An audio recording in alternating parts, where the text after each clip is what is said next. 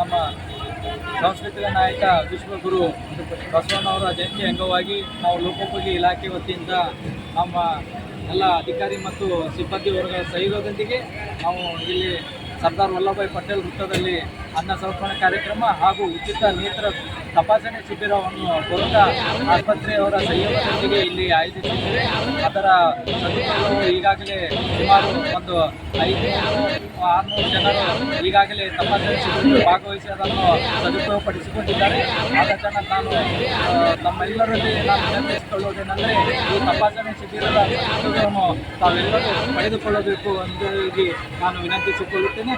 ಅದೇ ರೀತಿಯಾಗಿ ನಾನು ಸಮಸ್ತ ಕರ್ನಾಟಕ ಜನತೆಗೆ ನಾನು ತಿಳಿಸುವುದೇನೆಂದರೆ ಶ್ರೀ ವಿಶ್ವಗುರು ಬಸವಣ್ಣವರ ಜಯಂತ್ಯೋತ್ಸವವಾಗಿ ತಮ್ಮೆಲ್ಲರಿಗೂ ಆರ್ಥಿಕ ಶುಭಾಶಯಗಳು ಹೇಳುತ್ತಾ ಎಲ್ಲರಿಗೂ ಜಯಂತ್ಯೋತ್ಸವ ಶುಭಾಶಯ ಹೇಳುತ್ತಾ ನನ್ನ ಹೆಸರು ಎಲ್ರಿಗೂ ನಮಸ್ಕಾರ.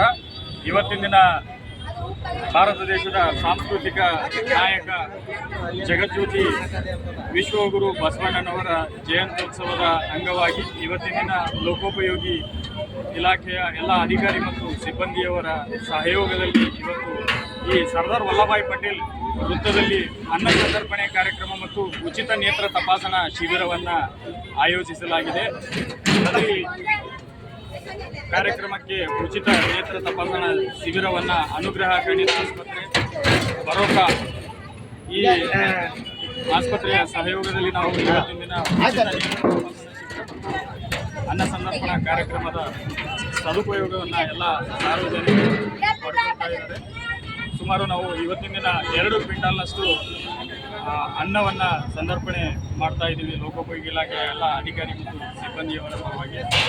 ಈ ಸದರಿ ಕಾರ್ಯಕ್ರಮಕ್ಕೆ ಮುಖ್ಯ ಇಂಜಿನಿಯರರು, ಅಧೀಕ್ಷಕ ಅಭಿಯಂತರರು, ಕಾರ್ಯಪಾಲಕ ಅಭಿಯಂತರರು, ಸಹಾಯಕ ಕಾರ್ಯಪಾಲಕ ಅಭಿಯಂತರರು ಮತ್ತು ಇತರೆ ಹಂತದ ಎಲ್ಲ ಅಧಿಕಾರಿ ಮತ್ತು ಸಿಬ್ಬಂದಿಯವರು ಈ ಅನ್ನ ಸಂತರ್ಪಣಾ ಕಾರ್ಯಕ್ರಮಕ್ಕೆ ತಮ್ಮ ತನುವನ್ನು ಅರ್ಪಿಸಿ ಈ ಕಾರ್ಯಕ್ರಮಕ್ಕೆ ಎಲ್ಲರೂ ತಾವು ಪಾಲ್ಗೊಂಡಿರ್ತಾರೆ. ಅದಕ್ಕಾಗಿ ನಾವು ಎಲ್ಲ ಲೋಕೋಪಯೋಗಿ ಇಲಾಖೆಯ ಅಧಿಕಾರಿ ಮತ್ತು ಸಿಬ್ಬಂದಿಯವರಿಗೆ ತುಂಬ ಹೃದಯದ ಧನ್ಯವಾದಗಳನ್ನು ಹೇಳ್ತಾ ಮತ್ತು ಎಲ್ಲ ಈ ಕಾರ್ಯಕ್ರಮದ ಭಾಗವಹಿಸಿರುವಂಥ ಎಲ್ಲ ಸಾರ್ವಜನಿಕರು, ಇತರೆ ಇಲಾಖೆಯ ಎಲ್ಲ ಅಧಿಕಾರಿ ಸಿಬ್ಬಂದಿಯವರು ವಿಶ್ವಗುರು ಬಸವಣ್ಣನವರ ಜಯಂತ್ಯೋತ್ಸವದ ಹಾರ್ದಿಕ ಶುಭಾಶಯಗಳನ್ನು ಸಲ್ಲಿಸ್ತಾ ತಮ್ಮೆಲ್ಲರಿಗೂ ಕೂಡ ನಾವು ಧನ್ಯವಾದಗಳನ್ನು ಅರ್ಪಿಸ್ತೇವೆ. ಎಲ್ಲರಿಗೂ ಧನ್ಯವಾದಗಳು.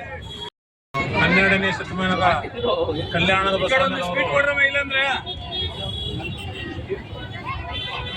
ಬಸವಣ್ಣನವರ 891ನೇ ಪುಣ್ಯ ಜಯಂತಿ ಆಚರಣೆಯನ್ನು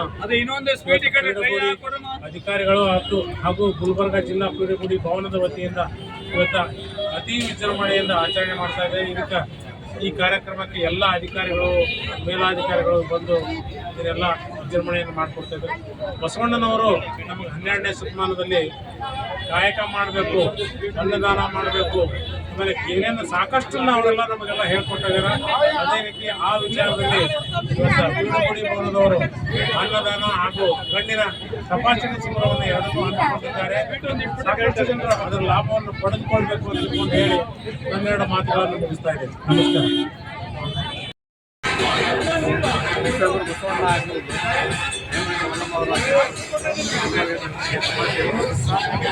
ಬರೋಕಾ ಆಸ್ಪತ್ರೆ ಹಾಗೂ ಲೋಕೋಪಯೋಗಿ ಭವನ ಕಾರ್ಯಕ್ರಮ ವೃತ್ತದಲ್ಲಿ ಆಚರಿಸಲಾಗಿದೆ.